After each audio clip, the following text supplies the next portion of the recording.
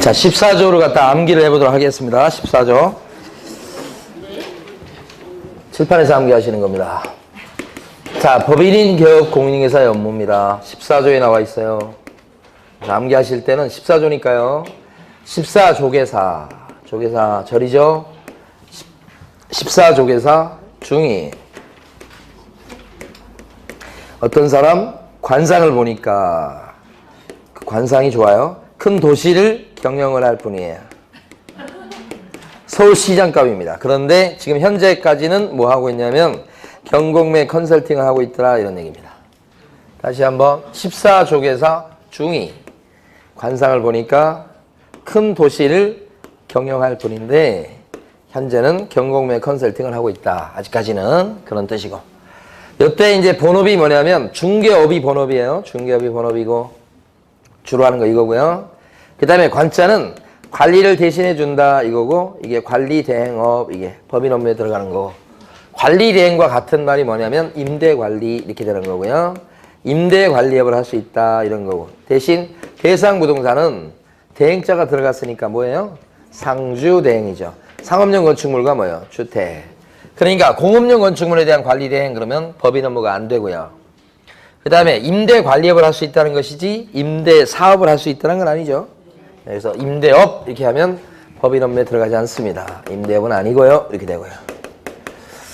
자, 그 다음에 이제 상자는 요게 상담이고 요게 상담업인데 요게 컨설팅업이죠. 그래서 상담이란 말이 컨설팅이다 이 말하고 똑같습니다. 컨설팅업이 법인 업무에 들어가는데 뭐에 대한 컨설팅이냐면 부동산에 대한 컨설팅, 이용, 개발, 거래에 관한 컨설팅 그죠?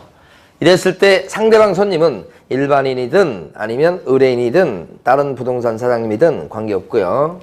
이게 부동산 컨설팅은 손님은 상관이 없어요. 누구든지 좋아요. 다 법인 업무입니다.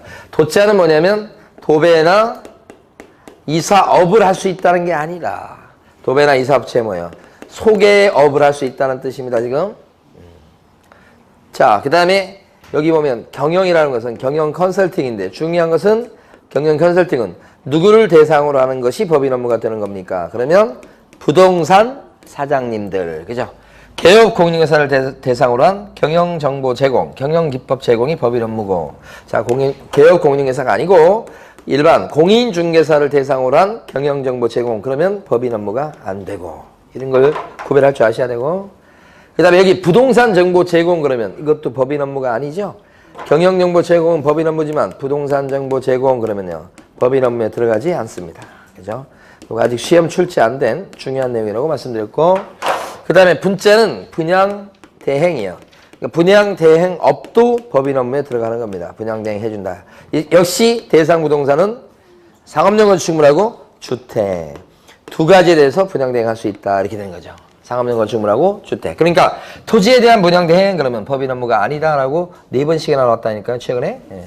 그 다음에 경공매 컨설팅은 알선해주는 것과 그 다음에 대신 받아주는 대리로 나눌 수 있다 그거고요. 이렇게 해가지고 총 7가지가 14조에 써져 있는 법인의 업무로 되어 있는 거예요. 근데 제일 마지막 업무는 특징이 좀 있죠. 제일 마지막 거 경공매 컨설팅이라고 부르는 요 마지막 것은 특징이 뭐죠? 요것은 부칙 개공은요 할 수 있다고요? 없다고요? 못한다는 게 특징이죠. 이게 중요합니다. 굉장히. 그럼 여기 나와 있는 7가지 업무는 법인의 업무로서 이거 뺀 나머지 업무들은 나머지 일은 법인이 할 수 없다는 거죠.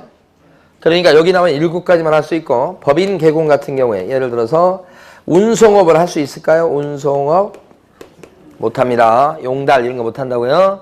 법인인 개업 공인중개사 같은 경우에 감정평가업을 할 수 있을까요? 감정평가업. 감정평가업이라는 게 여기에 있지 않잖아요. 못하는 겁니다. 자, 법인인 개업 공인중개사가 대부업을 할 수 있을까요? 사채업? 없습니다. 없잖아요. 여기 지금 14조에 없잖아요. 시험 문제가 뭘 물어본다고요? 다음 중 법인인 개업 공인중개사의 업무에 해당하는 것은 해당하지 않는 것은 물어보니까 이걸 철저히 암기하셔야 되고 무조건 한 문제란 말입니다. 응? 나머지 못한다고요? 그런데 만약에 하면 어떻게 됩니까? 하지 말라고 돼 있죠. 못하게 돼 있죠. 근데 이걸 어기고 하면 어떻게 돼요? 하면 그럴 때는 등록이 취소될 수가 있다 이렇게 된 거죠. 그래서 저 임등치다 이것도 시험에서 간혹 나와요. 자, 여기까지고. 자, 근데 여기서요. 우리가 이제 조금 정리해 볼게. 여기 나와 있는 업무가 총 7가지입니다.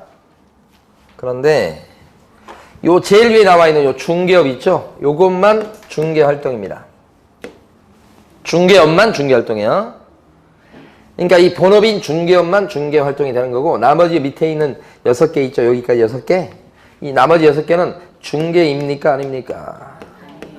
아니라고 그래야 돼. 첫 시간에 했던 거요. 첫 시간에 할 때 뭐라고 그랬냐면, 분양대행이다 그러면 중개에 들어가요? 안 들어가요?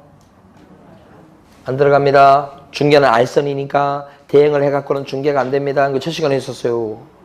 그렇죠? 그 다음에 경매 알선행입니다. 그랬을 때도 중개가 안 된다고 그랬습니다. 왜냐면 경매는 계약서 안 쓰니까요. 그런 게 있었죠? 첫 시간에 했던 내용이냐고. 그러니까 이게 중개가 아니에요. 그럼 이게 뭐 차이가 어떻게 돼요? 위에 중개업을 하고 받은 돈은 복비예요. 복비? 복비이기 때문에 이것은 법정 상한선이 있어요, 없어요? 있어서 많이 받으면 어떻게 돼요? 금지행위예요. 걸려요. 법에 걸려요. 금지행위입니다. 이렇게 하는 거지. 많이 받으면. 근데 밑에 있는 것들은 나머지 6가지 업무는 이거 해주고 받아도 그 받은 돈은 중개보수, 즉 복비예요, 아니에요? 아니다 이렇게 되고, 복비가 아니기 때문에 법정 상한선이 있을까요, 없을까요? 없으니까요. 많이 받아도 법에 걸리지 않습니다. 요것 때문에 이제 요걸 구별하는 겁니다. 성질이 틀려요. 제일 위에 있는 중개업만 우리 중개사법의 규제를 받는 중개활동이 되는 거예요. 제일 위에 것만.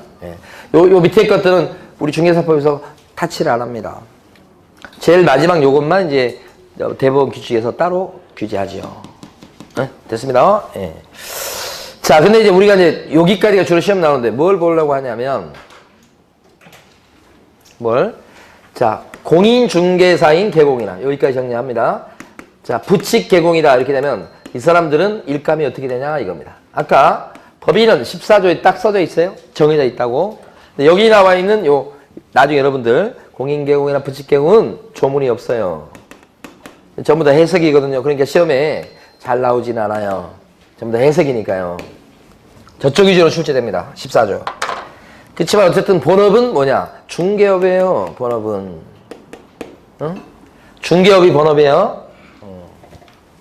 근데 중개업을 하면서 다른 일을 같이 할 수 있겠냐 이 말이에요. 다른 일을 같이 할 수 있을까 이 말이에요. 자, 같이 할 수 있겠냐. 여기에 대해서 조문이 없으니까 해석할 때 하란 얘기도 없고 하지 말란 소리도 없잖아요. 그래서 적극적으로 해석합니다. 어떻게 해석하냐면 겸업이 됩니다라고 해석해요. 그러니까 중개 사무실에서 중개부터 하면서 딴 일도 같이 할 수 있는 것이 원칙이라고 해요.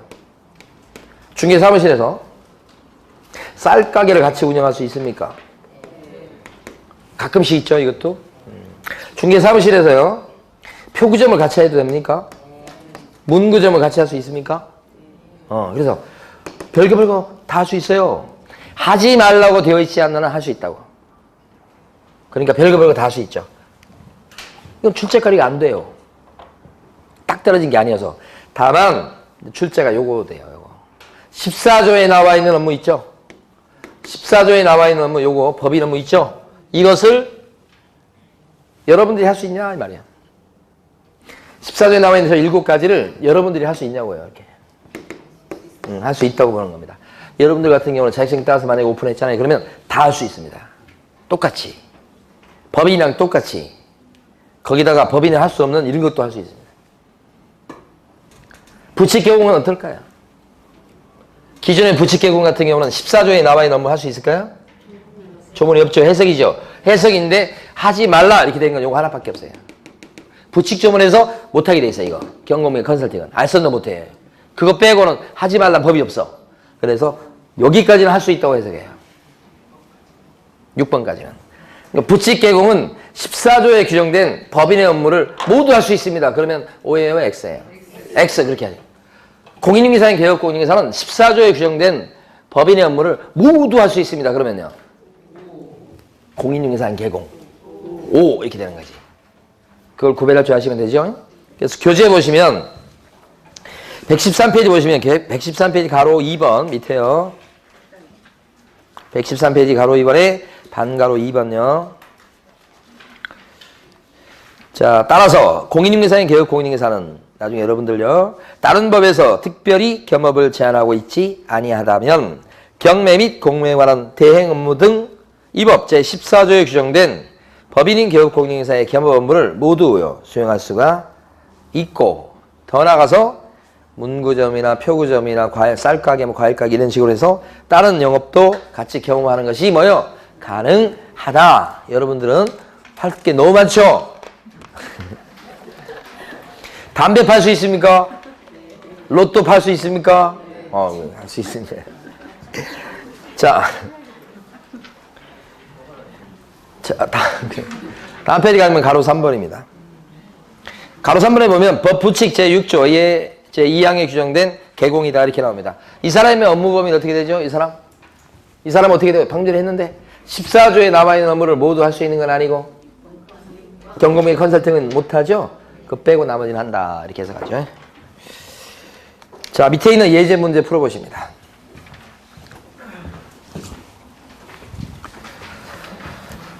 자, 거기 업무 중에서 동그라미 기억번은 임대업인데, 임대업은 이건 법인 업무에 들어가요? 안 들어가죠? 임대업은 안 들어가는 겁니다. 임대관리는 들어가죠.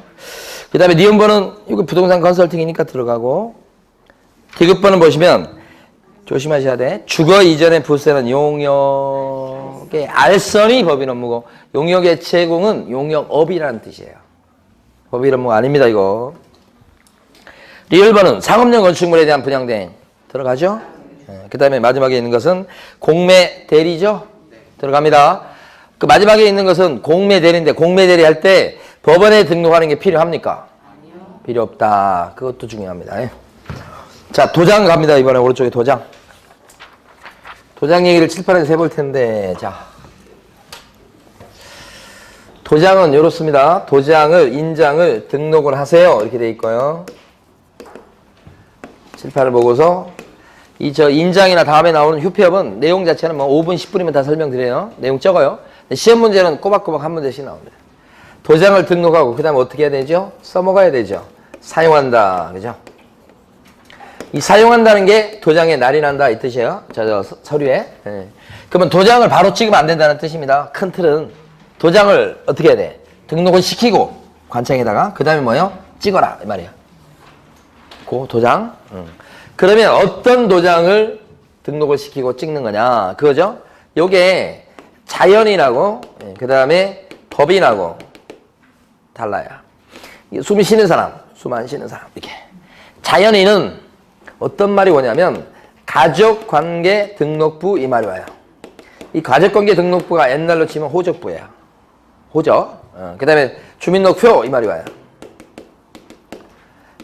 그러니까 이게 뭐냐면 가족관계 등록부 주민등록표에 기재된 성명이 나타난 인장. 나타난 인장이라는 건 새겨진 인장 이 뜻이에요. 그 도장을 등록하는 거예요. 그러니까 뒤에 게 쭉 있습니다만 뒤에 거 모르셔도 괜찮고 요 말이 중요한 거예요. 가족관계 등록부 주민등록표 이 말이 오면 돼. 그러니까 이 말 뜻은 뭐냐면 호적에 있는 그 사람의 진짜 이름이 새겨진 도장이면 다 등록할 수 있어. 그 도장이 혹시 인감 도장이 아니어도 등록이 돼. 꼭 인감 도장을 등록하도록 하고 있는 건 아니야. 그러니까 자연인 얘기 나오면서 인감증명법에 따라서 뭐 신고한 인장 이런 식으로 나오면 X예요, X. 인감증명법에 따라서 신고한 인장이라는 게 인감도장을 의미해요. 굳이 꼭 인감도장일 필요는 없어. 본명만 새겨지면 돼. 그럼 이 얘기를 왜 하느냐? 이름이 두 개인 사람이 있을 수 있어서 그래. 응? 이 안에도 계실 수 있어. 집에서 부르는 이름과 그 다음에 호적상 이름이 차이 나는 경우가 있잖아. 호적상 이름이 아무래도 보통 촌스럽죠. 주변에서 집에서 부르는 이름은 예쁜 이름 부르고요. 그러면 도장을 팔 때 어떤 도장을 파가지고 등록을 시키고 써야 된다는 얘기요? 촌스러운 이름. 그게 촌스러운 이름이 이거예요, 이거. 부르는 이름 말고. 지금은 이제 개명이 쉬우니까 지금은 이제 그게 많이 이제 일치가 되지만 옛날엔 개명이 어려웠다고. 그래서 저희 집사람도 결혼하고 나서 개명을 했어요. 제가 놀랬다니까? 결혼하고서 주민등록을 딱 우연히 봤는데 전혀 못 들어본, 그것도 아주 촌스러운, 그런 이름이 있는 거예요. 그래서 깜짝 놀라고 제가 누구하고 결혼한 거지? 평상시에 부르는 이름이 아니었어요. 그러니까 촌스러운 이름으로 도장 파야 됩니다. 그런 거예요. 그걸 등록시키고 써라. 이런 얘기고. 그러다 보니까 이것은 실제 도장을 등록해야 돼요. 그래서 도장의 크기를 규제합니다. 가로, 세로 각각 7mm 이상 30mm 이내 도장을 팔아. 크기를. 그렇게. 예. 근데 이 도장 크기도 시험에 간혹 나오는데 여러분들은 이걸 도저히 틀릴 수가 없는 것이 제 생일이 7월 30일. 생일을 기억하셔야 돼. 7월 30일. 예? 예. 아니, 뭐, 아직 멀었어요. 예. 7월 30일. 이렇게.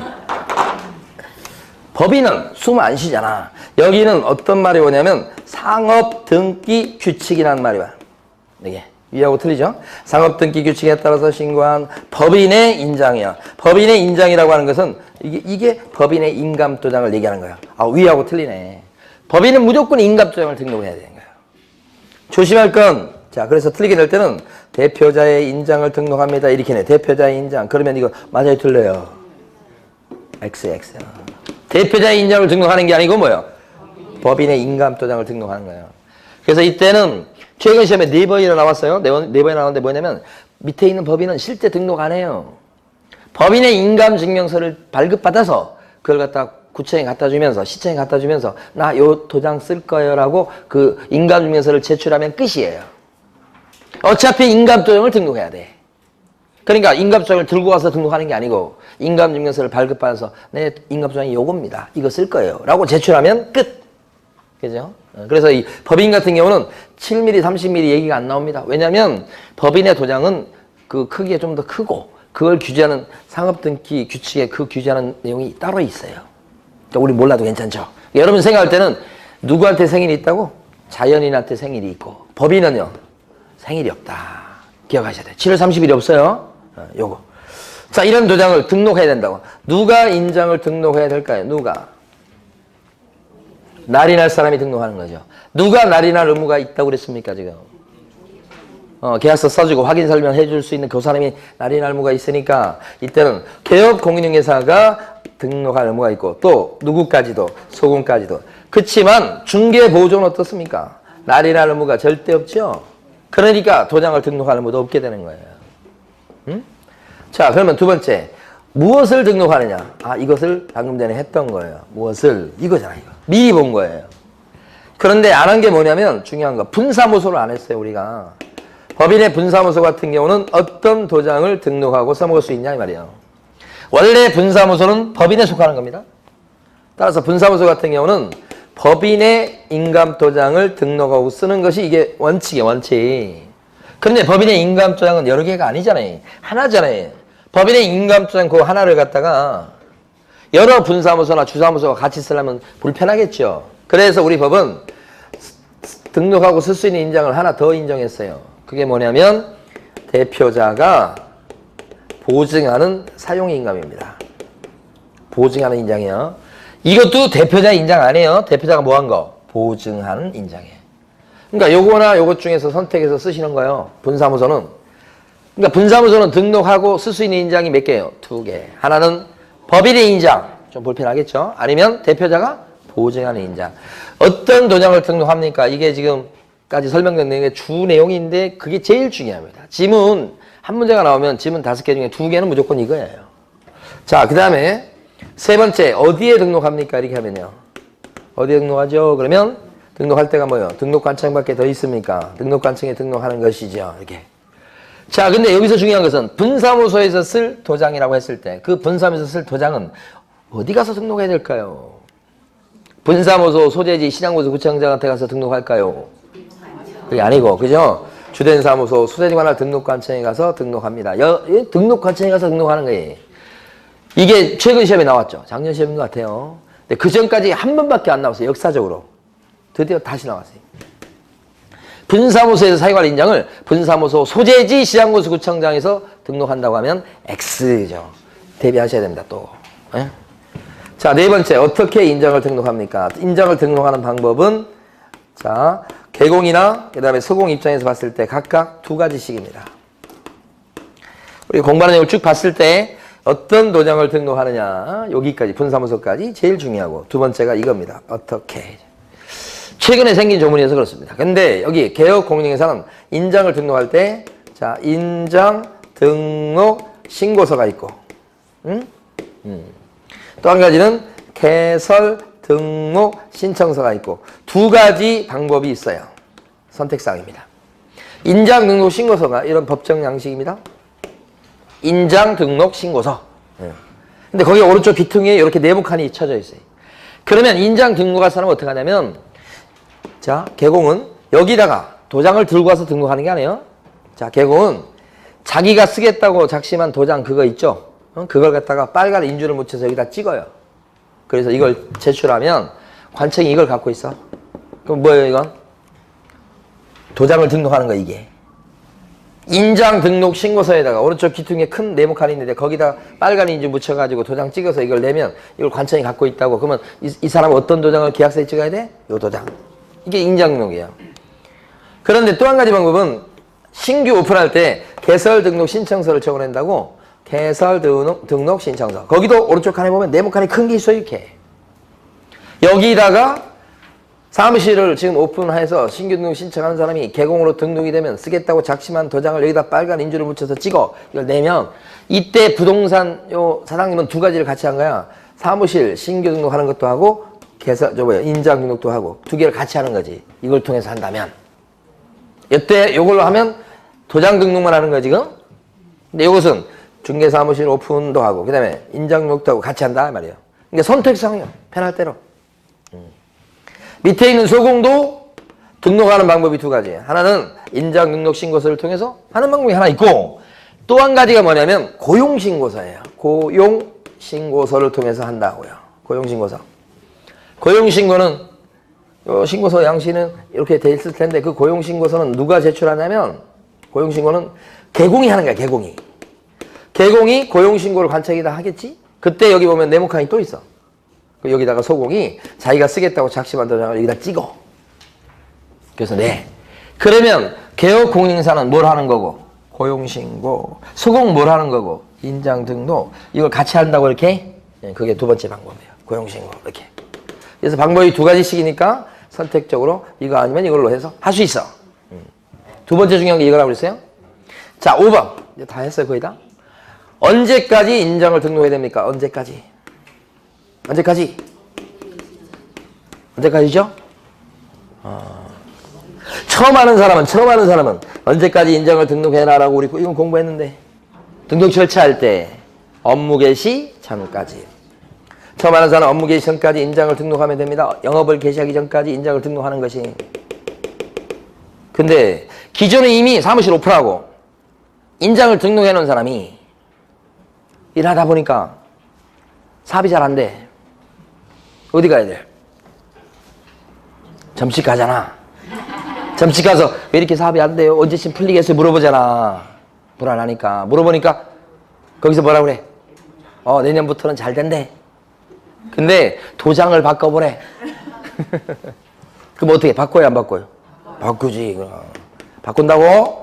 그러면 이제는 어떻게? 바꾼 도장을 써야 되겠지. 근데 바로 찍으면 안 되고 어떻게 해야 돼? 변경 등록을 해야 된다고. 며칠 이내? 7일 이내 변경 등록을 해놓고 그 변경된 도장을 갖다가 찍기 시작해야 된다 이 말이에요. 그럼 이제 돈을 많이 벌 수 있겠지. 이렇게. 7일이라는 거 많이 나옵니다. 변경 등록 7일 이내. 자, 인장 등록 끝냈어요? 그 다음에 어떻게 해요? 이제는 써먹으면 돼. 어디에다가 날이라고 써먹을까요? 그러면 그죠? 계약서에다가 확인설명서에다가 무슨 하여간 서류는 다 찍는다고 보시면 돼. 거기다가 어떤 도장을 찍어야 된다고? 등록된 도장, A에 등록된 도장, 개공의 도장, 하얀 도장을 찍으라고. 만약에 소공이 한다 그러면 소공은 그것도 역시 등록된 도장을 찍으셔. 이렇게 된 거지.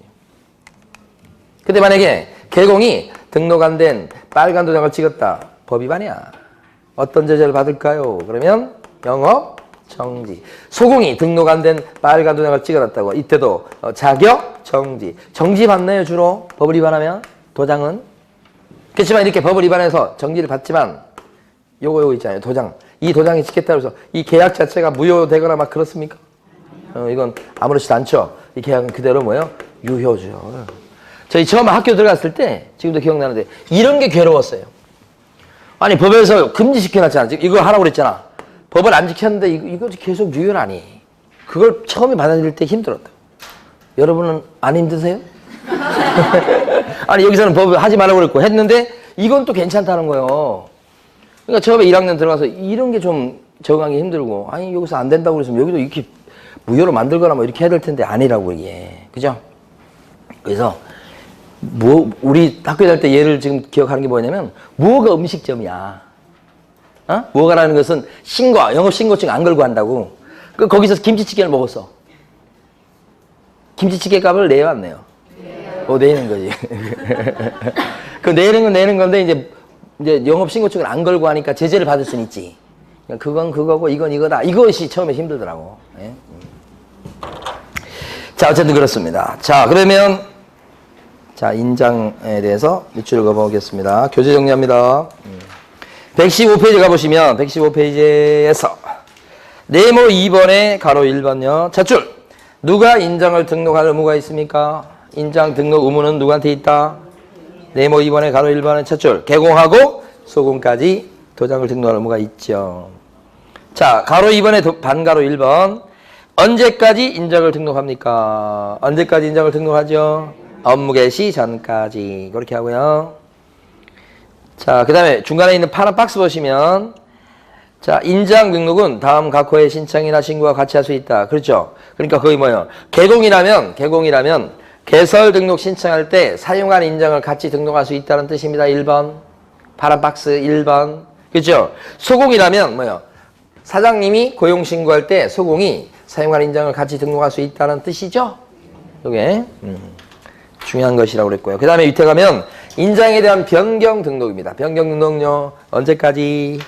7일 기간 잘 물어봐요. 자, 다음 페이지 가시면 가로 3번에 반가로 1번입니다. 법인 나왔죠, 법인. 그렇죠?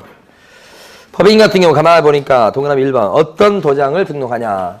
상업등기 규칙 이 말이 와야 돼요. 상업등기 규칙에 따라서 신고한 어떤 인장? 법인의 인장. 그게 법인의 인감도장이죠. 그런데 둘째 줄 보면 분사무소는 조금 다르죠. 다만 둘째 줄에 분사무소에서 사용할 인장의 경우는 상업등기 규칙 몇 조에 따라서 법인 대표자가 보증한 인장도 등록할 수 있다는 뜻이지. 그럼 이 말은 분사무소는요, 사용하기 위해서 등록할 수 있는 인장은 한 개가 아니라 몇 개라는 얘기입니까? 2개. 하나는 법인의 인장, 또 하나는 대표자가 보증한 인장. 그런 뜻이 되는 거고요. 자, 밑에 보시면 동그라미 2번이 시험에 4번 나왔던 거. 법인인 기업 공인회사의 인장 등록 및 변경 등록은 어떻게 하느냐. 실제 하지 않고 상업등기 규칙에 따른 인감증명서의 제출로 어떻게 한다고요? 가름한다. 이렇게. 요게 4번 나온 거. 반가로 2번에 동그라미 1번 보면 등록해야 될 인장이라고 나오죠. 거기 보니까요. 여기 지금 법인이 아닌 개공이니까, 그 다음에 소공이니까 요 사람이 자연인입니다. 반가로 2번이 자연인, 숨 쉬는 사람. 어떤 글자가 와야 된다고 그랬습니까? 가족관계등록부, 그 다음에 주민등록표. 이 글자가 와야 된다고 그랬죠. 숨 쉬는 사람은, 그쵸? 가족관계등록부, 주민등록표.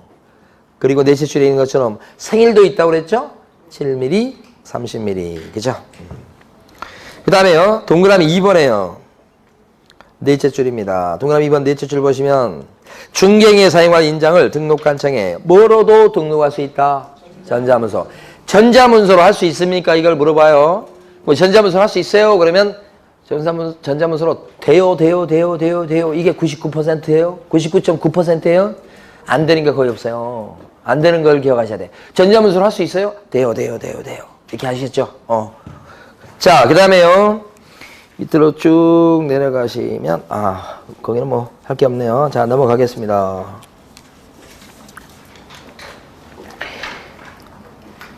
자, 오른쪽에 있는 예제 문제 풀어보실까요? 네.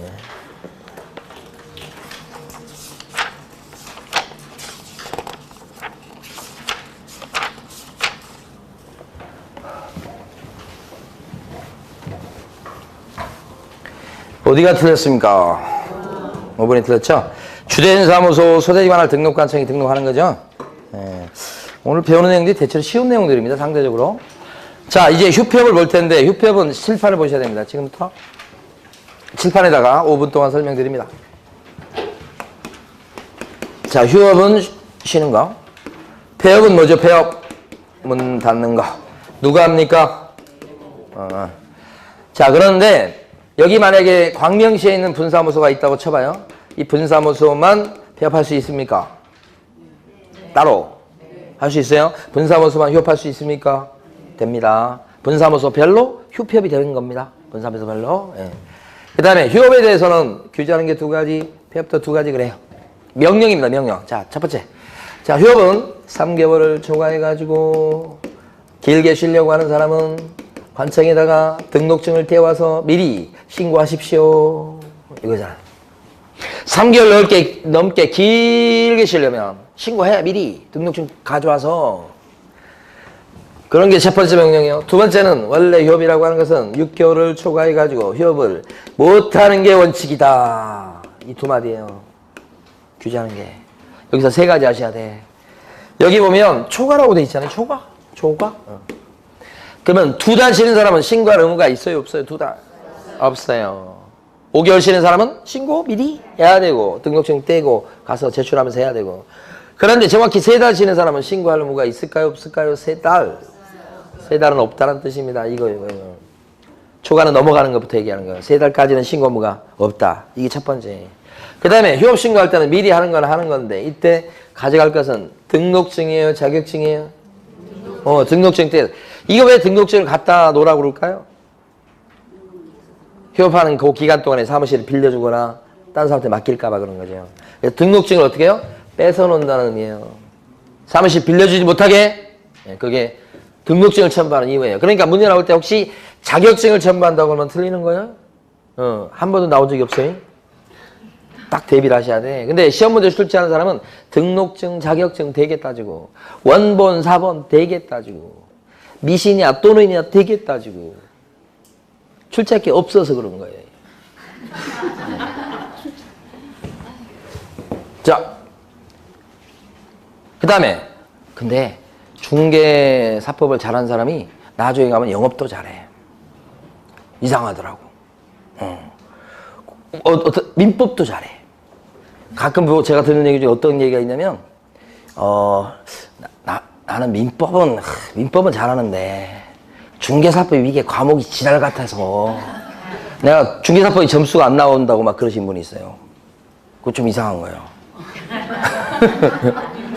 믿기 좀 힘든 거야. 중개사법 잘하죠? 민법 잘하게 돼 있어요. 예?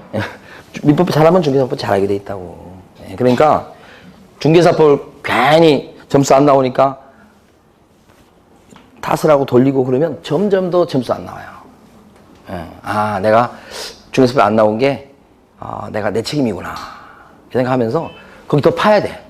그럼 점수 나오게 돼 있다니까. 예. 근데 사람마다 적성이 좀 틀려. 어떤 사람은 이제 막 공법이나 이런 게 적성이 맞는 사람이 있고 공법은 스케일이 크잖아. 나름대로. 우리 중개사법은 좀 어밀조밀 좀 스케일이 작잖아. 그게 이제 적성이 좀 틀린 건 인정이 돼. 있을 수는 있는데 근데 어쨌거나 이건 능력 있는 사람은 다 잘해요. 자, 그 다음에 6개월 초과해서 휴업할 수 없는 게 원칙이다. 근데 여기서 중요한 건 6개월 초과해서 휴업할 수 있는 예외적인 경우가 있고요. 어떤 경우냐면 부득이한 사유가 있을 적에는 그때는 6개월 넘게도 쉴 수가 있는 거예요. 그래서 여기가 출제돼요. 여기가. 응? 여기가. 부득이한 사유가 뭐냐? 그랬더니 군대 갔다 와야 된다는 거야. 징집, 입영. 응?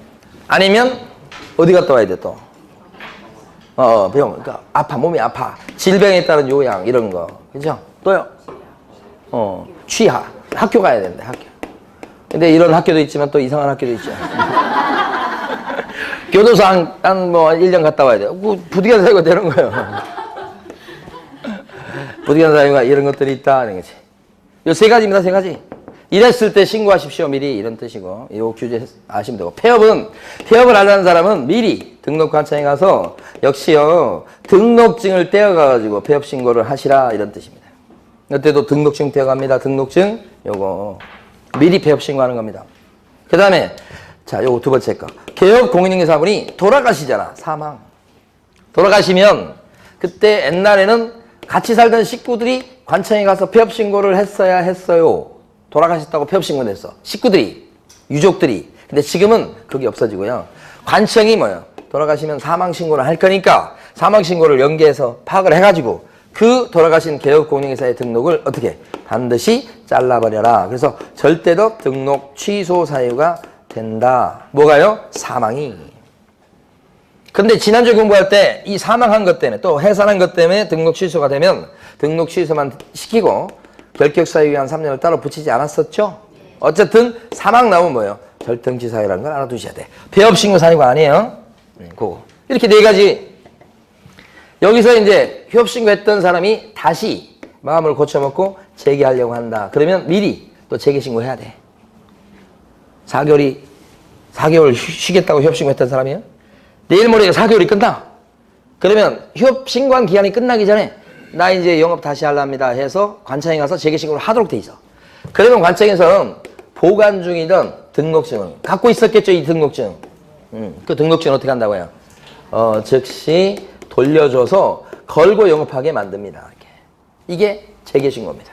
미리 해야 됩니다. 이것도 미리. 휴업신고했던 사람인데 4개월. 근데 이 사람이 한 달을 더 쉬고 싶어. 그러면 신고한 휴업기간이 끝나기 전에 나 한 달 더 쉴래요? 라고 무슨 신고? 휴업기간을 변경하는 신고를 해야 된다. 이 뜻이에요. 변경하는 신고하는 거. 이렇게. 이게 재개나 변경신고인데 이것은 전부 다 휴업신고했던 사람이 하는 거지. 그러니까 만약에 어떤 사람이 2달 쉬는 거야. 두 가지 사례를 말씀드릴 때 첫 번째 경우는 어떤 사람이 2달 쉽니다. 휴업입니까? 2달 쉬려고 해요. 그럼 휴업하는 겁니까? 그럼 뭐 일하는 거예요? 2달 쉬는 것도 하루를 쉬는 것도 휴업이에요. 일단은. 그런데 신고할 의무가 없을 뿐이야. 2달 쉬는 거니까 휴업은 휴업인데 신고할 의무는 없죠. 그래서 이 사람은 그냥 신고 없이 그냥 휴업하면 돼. 내일 모레가 2달 끝납니다. 이제 다시 영업을 재개합니다. 재개 신고해야 됩니까? 할 필요가 없는 거지. 왜요? 찾아올 등록증도 없고 신고도 안 했었잖아요. 그러니까 그 사람은 바로 문 열고 시작하면 돼, 일을. 휴업 신고 해놨던 사람이나 재개 신고하는 거다 이 말이에요. 그러니까 2달 쉬는 사람은 신고 의무도 없고 재개 신고할 필요도 없고 이렇게 돼. 4개월 쉬겠다고 하는 사람은 휴업 신고 해야 되죠? 근데 4개월 중에서 2달 정도밖에 안 지났는데 마음이 바뀌었어. 일해야 되겠다고 생각한 거야. 2달밖에 안 쉬고 다시 영업을 재개하려고 합니다. 그때 재개 신고합니까? 2달 쉬었는데. 하지요. 4개월 쉬겠다고 신고해놨었기 때문에 등록증 찾아올 필요가 있죠. 그때 2달 만에 마음을 바꿔서 재개할 때도 재개 신고 해야 되는 거예요. 휴업 신고 해놨던 사람이 재개할 때 재개 신고하는 거다. 이거요. 그러면 여러분들 같은 경우는 만약에 5개월 쉬려고 합니다. 그러면 어떻게? 휴업 신고 해야 되는 거 맞죠? 이론적으로. 진짜 하실 거예요? 법에는 그렇게 돼 있지만 5개월 쉬겠다면 등록증 갖다 놓고 나중에 찾아오고 막 그런 불편한 게 있잖아요. 귀찮잖아. 진짜 휴업신고 하시겠어요? 법에서 그렇게 하라고 이렇게 만들어 놓긴 했는데 어떻게 할게? 신고할 필요가 없어. 일단 나와서 어떻게? 2달 쉬어. 아마 안 갖다 주고 2달 쉬어보면 되잖아. 세상에 이런 일이 엄청 많습니다. 아니 이렇게 법에는 돼 있지만 빠져나 법이 있으나 마나한 법들이 많다고요. 자, 2달 쉬어. 그리고 나서 일주일 정도 나와서 일을 해. 나와서 일한다는 것을 인증샷이 필요해요. 이때는 같이 찍고 밥도 같이 먹고 일주일 정도. 그리고 와서 2달 쉬면 뭔 문제가 되냐고요. 그죠? 휴업신고 이 제도는 쓸모없는 제도예요. 얼마든지 빠져나갈 수 있죠. 그렇지만 우리가 시험 보기 위해서 배우긴 배워야 되는 거야 이게. 응? 비슷한 원리를 갖는 게 세상에 너무 많아. 그러니까 법에서 뭐 하지 마. 그러니까 이게 있잖아요. 법을 배운 사람들이 앞뒤가 꽉꽉 막혔어요. 그래서 법에서 이렇게 된다 그러면 그것만 딱 생각을 해. 그래서 답답해. 제가 그렇게 답답하게 이렇게 지금까지 산 거 아니에요? 그러니까 다른 사람이 봤을 때는 얼마나 답답하겠어요. 특히 우리 집사람. 제가 옛날에 갑자기 딴 얘기가 됐지만 학교 다닐 때 소개팅을 그래도 했어요. 했는데 거기 나온 학생이 국문과 학생이야. 대학원생이 나왔었어. 근데 졸업하고 했었으니까 국문과 대학원생이 나왔는데 그 그 친구가 저 처음에 만나가지고 막 얘기를 하다가 싸우기 시작했어요. 누구 때문에 싸웠냐면 마강수 때문에 싸웠어요. 마강수 교수 지금 돌아가셨죠? 마강수 교수는 저희 이제 학교 다닐 때 보면 그런 사회적인 악이 없어요. 법대 입장에서는 뿌리를 뽑아야 돼요. 이건 완전히 사회를 망치는 거고. 그래서 막 이렇게 주장하고 정말 뭐 사람 같지도 않고. 아니, 저는 수업을 들었어요. 마 교수 수업을 듣긴 했는데 왜 들었냐면 어떻게 이상한 소리 하는지 보려고. 그런데 그 친구는 자기 교수님이잖아. 그러니까 뭐 그렇게 옹하고 기분 나쁘게 하지 않는 것이 저하고 다른 점이에요. 저는 있을 수가 없는 일이지만 그 친구는 뭐라고 생각하냐면 이럴 수도 있고 그럴 수도 있고 이게 깨어 있어. 사고가 열려 있다고. 그러니까 제가 이상한 소리를 해도 그렇게까지 얘기를 안 해. 근데 그냥 자기 의견을 얘기하긴 하지. 그러니까 싸움이 되진 않지만 그래도 은근히 기분 나쁘게 이렇게 싸우니. 근데 그때는 제가 제 생각이 옳고 그쪽 생각이 틀리다고 생각했어요. 근데 지금 와서 생각하면 제 생각이 100% 틀려요. 그 친구 생각이 맞는 거예요. 그러니까 애들을 법대를 보내지는 마세요. 이게 사고가 너무 갇혀요. 법이라는 것 자체가 이건 원칙이요, 이건 예외요. 이렇게. 그래가지고는 성공을 못해요. 지금 여기 판사나 검사 이런 사람들 딴 일 하면 다 실패해요. 못해요. 할 수 있는 게 공부밖에 없는 거예요. 그걸로 성공 못하면 성공 못하는 거예요. 그걸 다 늙어서 저는 깨달았어요. 그러니까 세상에는 굉장히 할 일도 많고 다양한 생각도 있고, 그죠? 뭐가 진짜 옳다고 하는 것이 100%가 없어. 그런 걸 이제 다 늙어서 깨달은 게 너무 아쉬워. 자, 어디까지 했지 지금? 여기. 잊어먹었어 지금 뭘 하다가. 아니 근데 협인데 뭐 어디서 하다? 2달씩 쉬고 이렇게 하면 빠져나갈 수 있다는 거 그것까지 했었죠. 예, 자. 빨리 하고 그 다음에 교재 정리합니다. 예, 자. 여기 제일 중요한 게 지금부터 하는 게 제일 중요한 거예요. 지금까지 하는 것보다는 지금부터가 중요한가요? 휴폐업 신고할 때는 이렇게 등록증을 갖다 주면서 신고해야 되죠. 그러니까 이때는 등록증이 안 들어오면 신고 안 받아줘요, 관청에서. 그러니까 이때는 직접 걸어가서 등록증 가져가서 신고하는 것만 인정이 돼요. 그러니까 이때는 전자문서로 만약에 이런 신고를 한다 그러면 안 됩니다. 안 받아줍니다. 등록증이 없으니까 안 받아주는 겁니다, 이게. 이때도 마찬가지지. 그렇지만 재개나 변경 신고할 때는 어때요?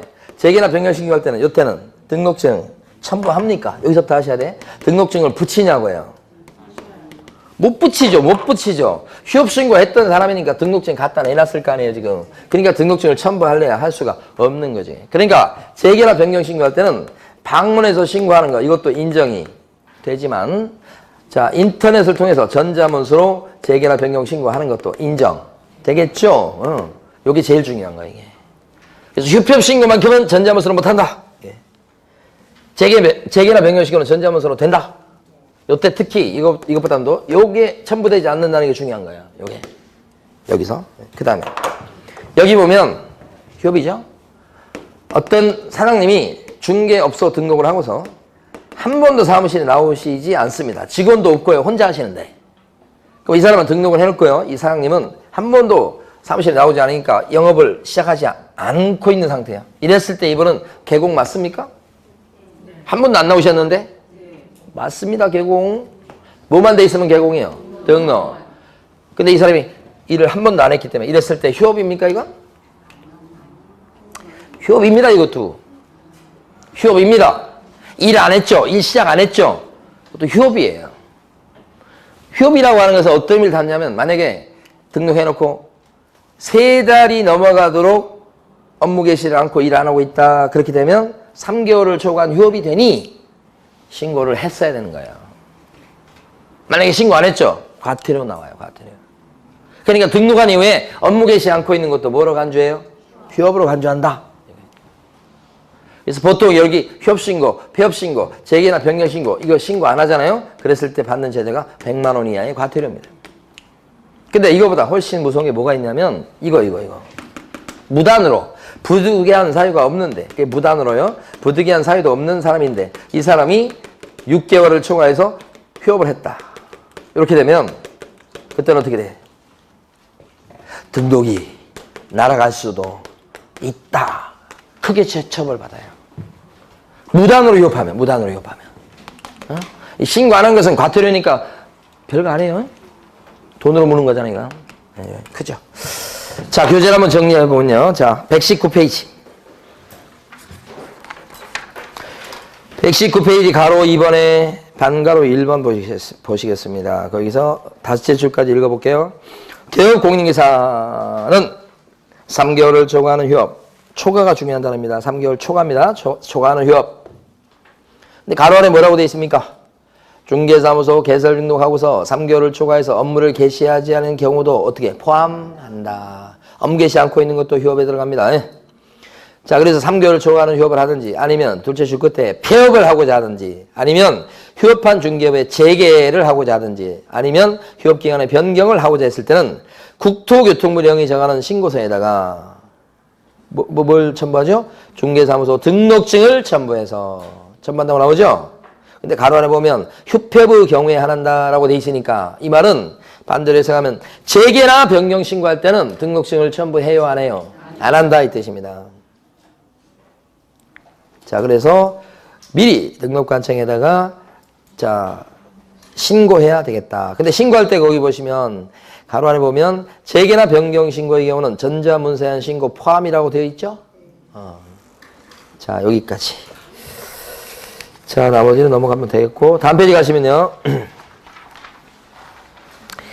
네모 2번에 그 다음에 가로 1번에 반가로 2번요.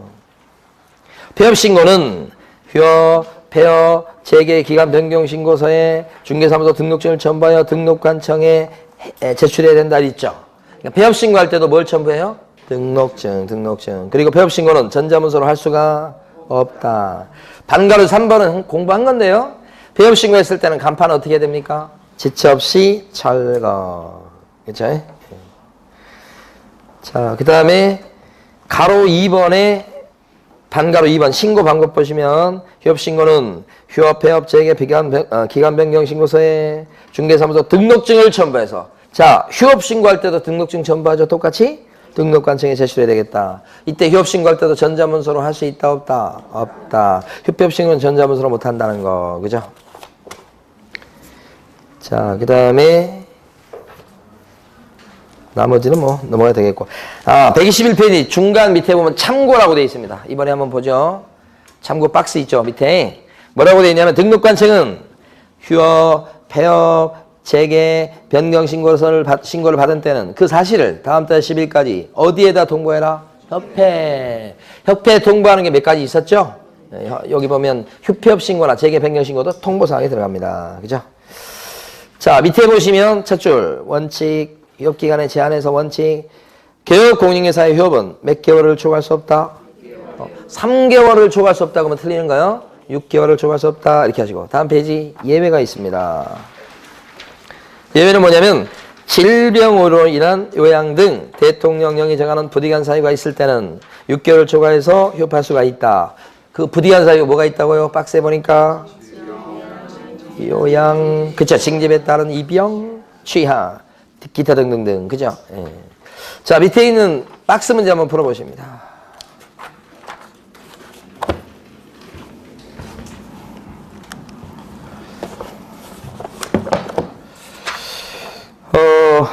기업번은 등록하고 나서 업무 개시 않고 있는 것도 그죠? 3개월을 초과하는 기간 정도가 되면 신고해야 되겠죠? 업무 개시 않고 있는 것도 휴업으로 간주하기 때문에 그 다음에 법에 정한 사유를 빼고는 6개월 초과할 수 없다. 맞는 얘기죠? 디귿발은요. 분사무소만 따로 휴업할 수 있지요. 틀렸네. 휴업신고는 원칙적으로 휴업을 하고 나서 그 다음에 종료 전에 해야 된다. 이게 뭐예요? 휴업을 하고 있으면서 휴업신고하는 게 말이 돼요? 휴업신고나 폐업신고는 다 미리 하는 거다. 미리. 틀렸죠. 리얼번도. 그 다음 마지막은 변경신고할 때는 등록증 첨부해요? 안 해요? 재개나 변경신고할 때는 등록증을 첨부할 수가 없잖아요. 근데 해야 된다고 나왔으니까 이거 틀렸죠? 뒤에 3개가 틀렸는데 디귿번, 리얼번, 미음번이요? 밑에가 틀렸네 그래. 정답 5번입니다. 요거 디귿, 리얼, 미음, 그죠? 맞죠? 디귿번 틀렸지. 그 다음에 리을번도 틀렸고, 미음번 틀렸고, 그죠? 답을 고쳐놓으시기 바랍니다. 예. 자, 그 다음에 중개계약 보시겠습니다. 조금만 더 하고요. 자, 중개계약이란 말이 있습니다.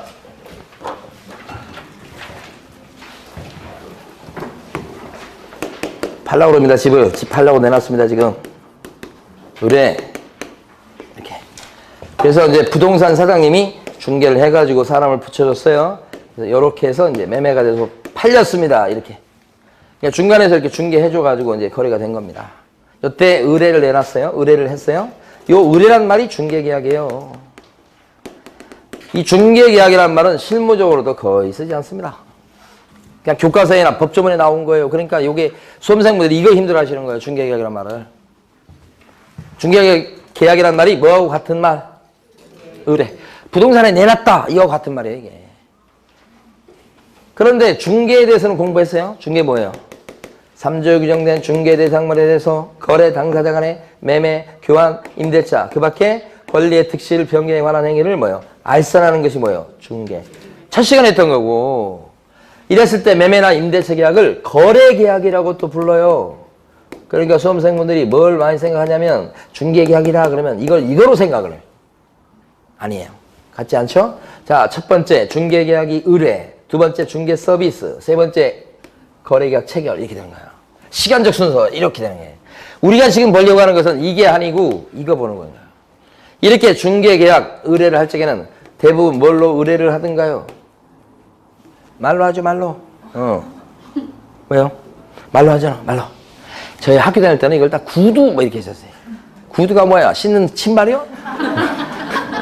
말이잖아, 말.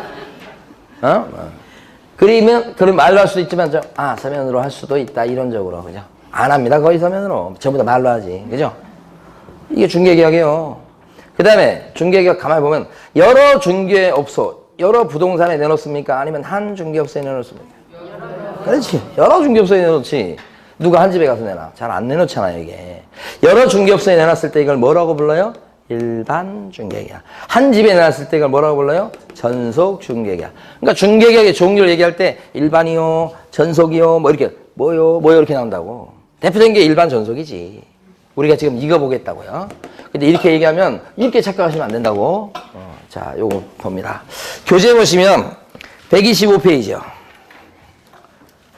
제일 위에 보면 124페이지 제일 밑에 보시면 일반 중개계약서의 작성 요청이라고 나옵니다. 자, 동그라미 1번.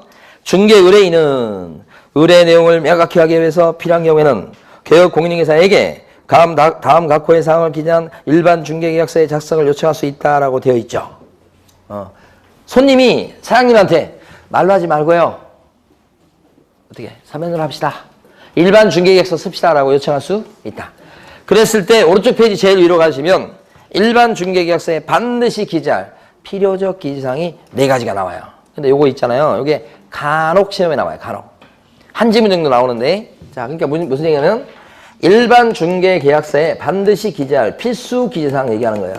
일반 중개계약서에 필수적인 또는 필요적인 기재사항이라고요. 자, 첫 번째 보시면 뭐가 있습니까? 1번에 중개상물에 뭐죠? 위치하고 규모죠? 자, 위자를 따서 암기하시고 위치, 규모, 위자입니다. 위치, 규모. 그러니까 주소하고 면적 같은 거 얘기합니다. 이게 일반 중개계약서에 꼭 들어가야 된다 이 뜻이요. 두 번째 2번 거래 예정 금액입니다. 예정 금액은 예정 가격이에요. 예정가 또는 예정 가격, 예정가. 이 사람이 처음에 내놓을 때 이 집을 갖다가 2억에 팔아주시오 이렇게 나오면 이 2억이 뭐예요? 그게 예정가예요. 2억에 팔아주세요. 그게 뭐예요? 예정가. 응? 지금 막 가격이 많이 떨어져서 18억 하던 게 14억에 나와도 살 사람이 없다고 그러잖아요. 그럼 그때 뭐예요? 실거래가보다 낮게 14억에 내놨어. 그럼 14억이 뭐예요? 예정가지, 예정가. 자, 그 다음에 3번에 보면 예정 가격에 대해서 뭐의 규정에 의한 중개보수라고 나오죠? 중개보수, 그죠? 그래서 보수할 때 숫자를 동그라미 치시고 보수. 자, 보수 얼마로 할 건지를 꼭 적어라 이런 얘기입니다. 분쟁 피하기 위해서 보수 숫자의 동그라미. 마지막 4번이 뭐죠? 그 밖에 개혁 공인중개사와 의뢰인이 준수해야 될 사항들이라고 돼 있죠. 준수해야 될 사항들, 지킬 것들 이거죠. 준수사항, 준자의 동그라미요. 준수해야 될 사항들. 뭐냐면 이 사람이 내놓을 때, A가 내놓을 때 요 2억에 팔아주시는데 한 달 내로 팔아주세요. 1개월 이렇게 하면 요게 준수사항이에요. 한 달 내에 팔아주세요. 이런 식으로. 응? 준수할 사항들. 그래서 요 네 가지가 일반 중개계약서에 반드시 담겨야 될 필요적 기재사항이 있죠. 네, 그래서 네 가지를 암기해버리자고요. 자, 암기하실 때 이렇게요. 자, 일반인들은, 보통 사람은 이 아이의 수준이 위험하다고 합니다. 다시 한번. 일반인들은 얘 수준이, 이 아이의 수준이 위험하다고 합니다. 일반 애들보다 뭐예요? 공부를 잘 못합니다. 공부를 잘 안 시켰어요. 맨날 놀기만 하고. 그러니까 다른 애들보다 좀 수준이 떨어져요. 이 아이의 얘 수준이 어떻게 해요? 위험해요. 그러니까 다른 애들처럼 공부 좀 열심히 해야 되겠어요. 그래서 학습지 좀 끊고 그래야 되겠어요. 시키고. 학습지를 끊는다는 게 좀 이상하네. 학습지를 갖다가 뭐라 그래 그걸 받아보는 거. 애가 너무 공부 못하니까 안 하니까. 제가 들었던 이 얘기가 얘 수준이 위험합니다. 우리 둘째 놈 보고 하는 소리예요. 학습지 선생님이. 얘 수준이 위험해요. 빨리 학습지 시켜야 되겠어요. 이렇게 한 거예요. 엊그저께 이제 요새 방학 때잖아요. 방학 때. 그래서 이제 제가 나올 때 어떤 경우는 이제 아침 일찍 학원 가더라고. 그래서 학원 거기 이제 가게급을 이렇게 태워다 주고 오는 경우가 있는데 차 안에서 이제 두 놈하고 저하고 있는데 두 놈 다 그런 얘기 하더라고. 아빠, 방학이 빨리 끝났으면 좋겠어. 학교 가는 게 더 좋대요. 방학 때 학원을 너무 많이 보내니까. 그리고 학원 가니까 학원에서 숙제가 엄청나.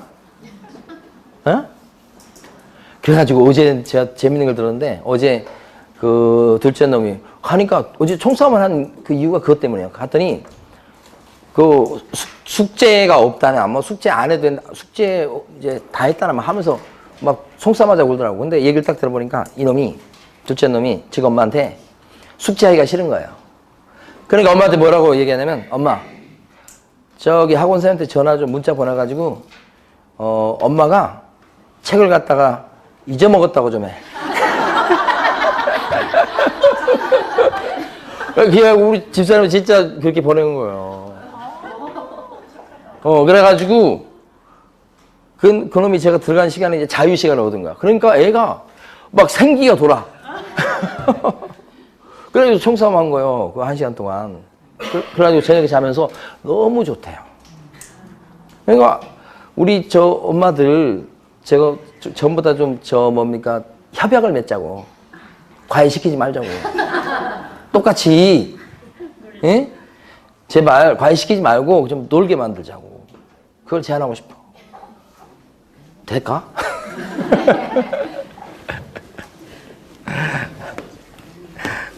솔직히 말해서 남자들은 별 생각이 없어요. 공부 잘하든지 말든지 그냥 총싸움하고 놀 때가 좋지. 자, 얘 수준이 위험하다고 한다. 기억하셔야 되고. 자, 그 다음에 반가루 3번. 여기까지 보고 쉬겠습니다. 반가루 3번 보면 동그라미 1번 중요 부분입니다. 국토교통부 장관은 일반 중개계약에 표준이 되는 서식을 정해서 그 사용을 권장할 수 있다. 자, 동그라미 2번. 그 일반 중개계약에 표준이 되는 서식은 법령에 규정되어 있으나 이것도 의미 있습니다. 법에 정해져 있어요. 즉 표준 서식, 즉 법정 서식이 진짜 있어요. 만들어 놨어요.